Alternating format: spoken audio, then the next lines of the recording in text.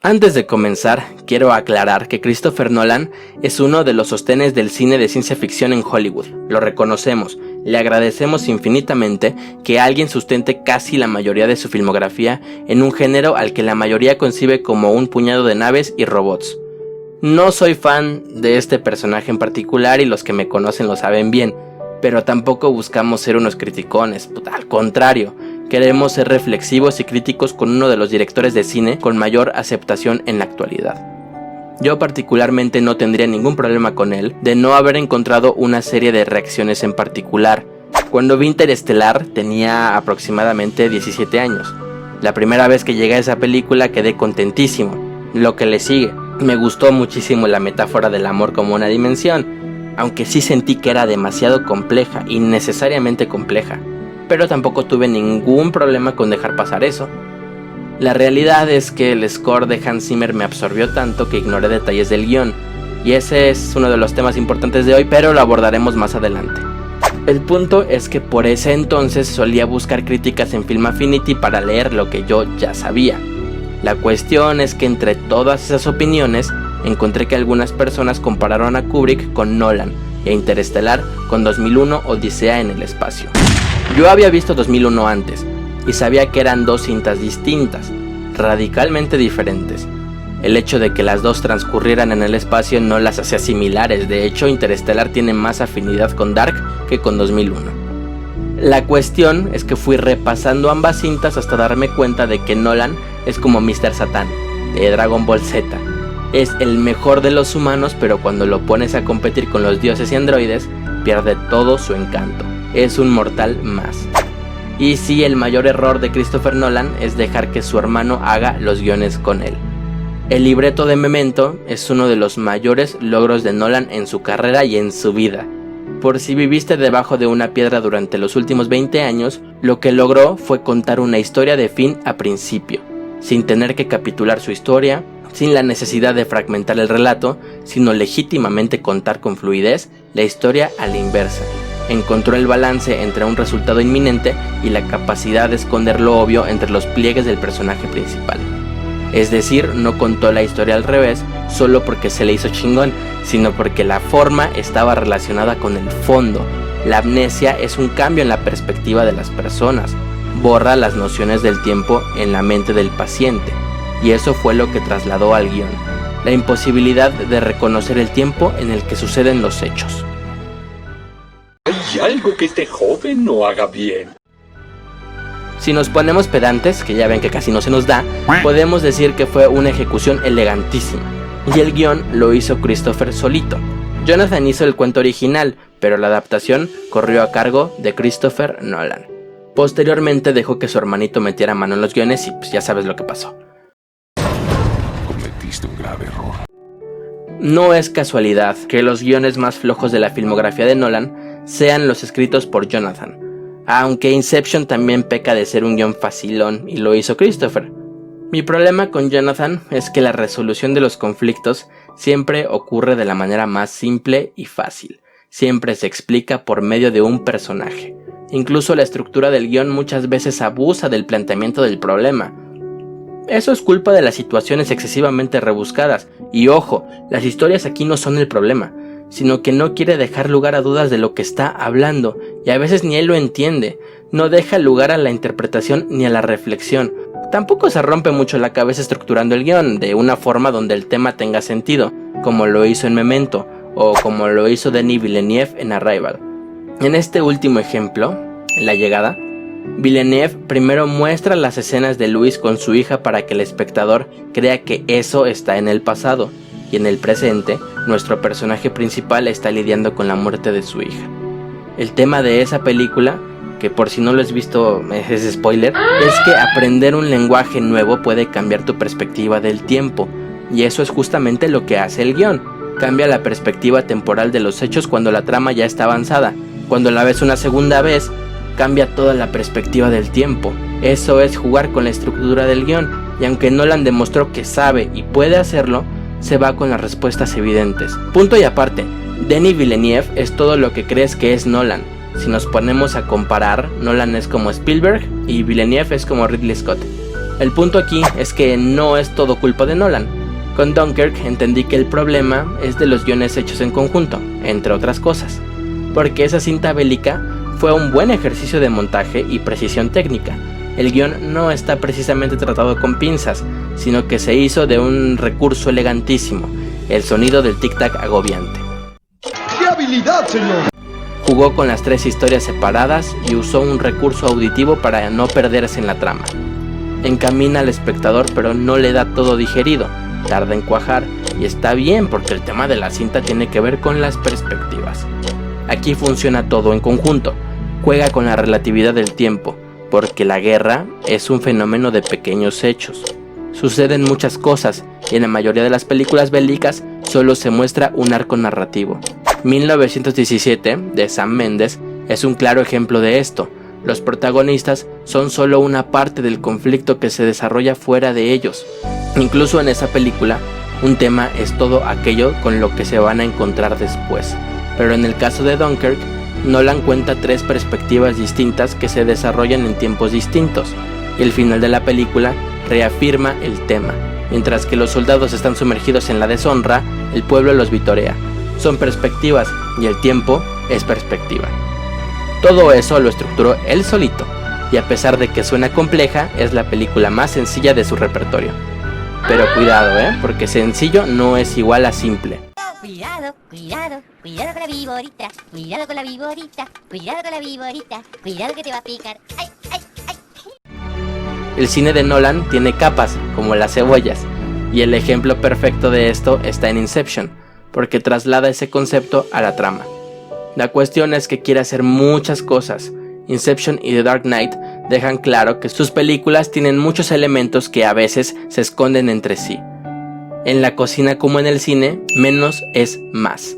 Nolan no sabe discriminar cuando una escena está de más. Sus películas son innecesariamente largas, porque quiere vender la idea de que su concepto es complejísimo. Se quiere hacer el intelectual, y como ya dijimos, casi siempre habla del tiempo o la moral, y trata de poner el concepto en su totalidad, abarcando todas las posibles implicaciones. Y no tiene que ser así. El cine, entre más inductivo, mejor. En todo caso, las series son la parte deductiva del cine. Es por eso que Nolan sería un buen director o productor de series. Guarda este comentario. Y eso que decían que nunca iba a servir para nada. Vamos a repasar El Caballero de la Noche. Así voy a explicar más o menos a qué me refiero. Aquí hay un tema casi hasta sociológico. La imposición de una verdad en defensa de la estabilidad social, que es una forma de decir que la historia es de quienes la escriben. Pero hay muchas otras cosas que hacen que ese tema se pierda. Jordi Maquiavelo propuso que esa película habla del fin de la moralidad. Ok, vamos a comprarle eso. Desde ese punto de análisis, el Joker es el elemento que desemboca los hechos. Es la personificación de lo inmoral sin verlo desde el desdén. El Guasón propone temas como la cobardía, la manipulación, la disrupción, el estado de anomia, la corrupción, la imposición de una imagen por encima de un fin monetario, la doble moral y hasta el hecho de que ladrón que roba ladrón tiene 100 años de perdón. Todo en 152 minutos. Todo en un personaje. Eso no hace que sea completo ni complejo. ¿En realidad es conveniente hacer que un personaje represente al caos? ¿No sería mejor repartir las condiciones del caos en 2 o 3 personajes? Y la peor parte, que me cuesta mucho trabajo admitir, es que el Joker es un personaje interesantísimo. Nolan lo dirige bien, tiene detalles de construcción de personaje que están en otro nivel. Y obviamente Heath Ledger le puso mucho de su cosecha. Pero en un momento es fácil perderse entre tantas cosas. Me parece que al final el caos fue solo una excusa para englobar al personaje de una u otra forma, porque de otra manera era imposible. Tiene una sobreexposición brutal, porque como ya dijimos, Nolan no sabe quitar cosas del metraje final, pero por otro lado todas sus escenas son narrativamente brutales. Digamos que es un sketch bellísimo de muchas ideas anárquicas, y el problema es que el tiempo en el que transcurre, si hubiera sido una serie, habría embonado mejor. Pero bueno, esa película está muy bien dirigida, ¿para qué nos hacemos pendejos? ¡Oh! Dijiste la 11. Pero reitero, son muchas cosas, algunas más complejas que otras, unas roban la atención a otros detalles que también importan mucho. y eso pasa mucho con la música. Ahora sí, vamos con Hans Zimmer. Los scores de Zimmer le roban protagonismo a todo lo demás, y creo que es a propósito. A veces pasa que una escena simple se potencia por la fuerza de Zimmer. Christopher Nolan es, en mi nunca humilde opinión, uno de los mejores cineastas efectistas del mundo. Es uno de los más diestros al momento de hablar de montajes rítmicos. Saludos, Eisenstein. Y Zimmer es la mancuerna perfecta para esto. En Interestelar es muy fácil ignorar que la resolución a una aparente teoría dimensional se resuelve con un diálogo que dice: el amor es lo único que somos capaces de percibir que trasciende las dimensiones del espacio y el tiempo. No mames, ese cabrón sí se pasa de lanza. El mensaje, como una reflexión moralista, es muy efectiva. Es más, hasta le aplaudo.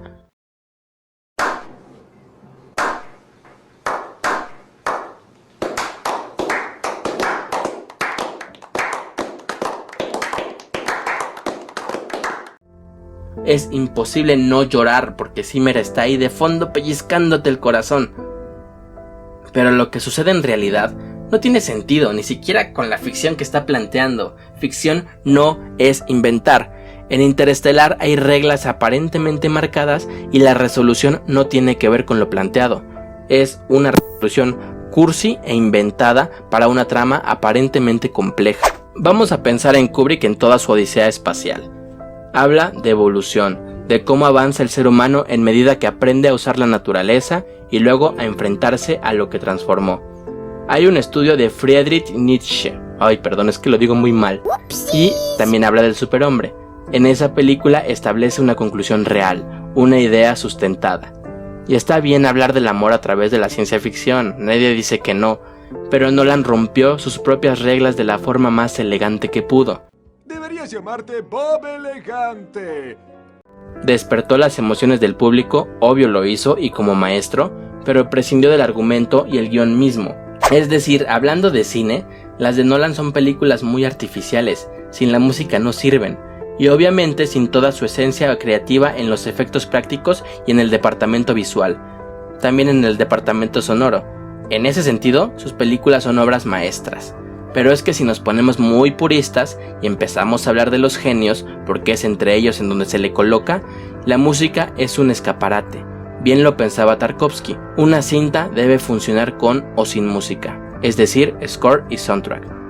Ahora vamos a pensar, ¿Dunkerque funciona sin el agobio del reloj? ¿Interestelar funciona sin la composición? ¿Nolan funciona sin Zimmer? Tómala. La respuesta es sí, y ese es el problema que yo tengo con Nolan, y lo voy a explicar en la conclusión, que es la siguiente. Christopher Nolan es como esa serie a la que se refiere BoJack Horseman. La veía y aunque no era la mejor serie del mundo, la seguía viendo, porque sabía que podía ser mejor. Acaba y se pone triste porque nunca mejoró. Y es que Nolan empezó con Memento, y luego ofreció cine muy a la ligera. Muy efectivo sí, pero muy a la ligera. Tiene atisbos de cineasta maduro. El movimiento de cámara alrededor de Heath Ledger, que habla de la cordura en un personaje aparentemente loco, es uno de ellos. Y también está... Bueno, ahorita no se me ocurre ninguno, qué pena. Pero Nolan es como M. Night Shyamalan.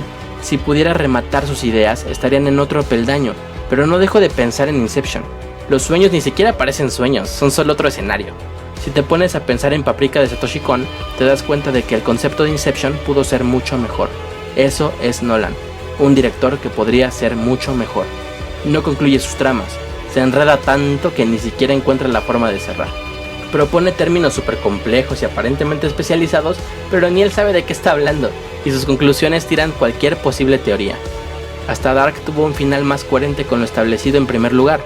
Nolan es muy buen director, pero no lo podemos poner en el mismo limbo que los grandes genios del cine. Es el mejor nombre que tiene Hollywood, obviamente fuera de los tres amigos. Pero bien lo dijeron los amigos de Zoom F7, es un director de películas palomeras bien filmadas, y creo que él sabe que esa es su función. El problema está en los espectadores que escuchan teoría de cuerdas e inmediatamente creen que debe ser una película buena. Moraleja de esta historia, que sea difícil de entender no significa que sea una buena película. Y con esto me voy a despedir. Ojalá puedan entender que cuando salga Tenet hasta voy a pensar en romper la cuarentena, porque Nolan sí me gusta. Mi animadversión surgió cuando la compararon con Kubrick. Es como dice un amigo, hasta entre los peceros hay rutas. Sea como sea, a este pecero llamado Tequila Technicolor, dale like, comenta y comparte. Suscríbete porque nos encanta hacer esto y solo podemos hacerlo con tu apoyo. Síguenos en nuestras redes sociales y si sientes la necesidad por mentarnos la madre porque cuestionamos al dios Nolan, hazlo, eres libre. Y si no nos volvemos a ver, buenos días, buenas tardes y buenas noches.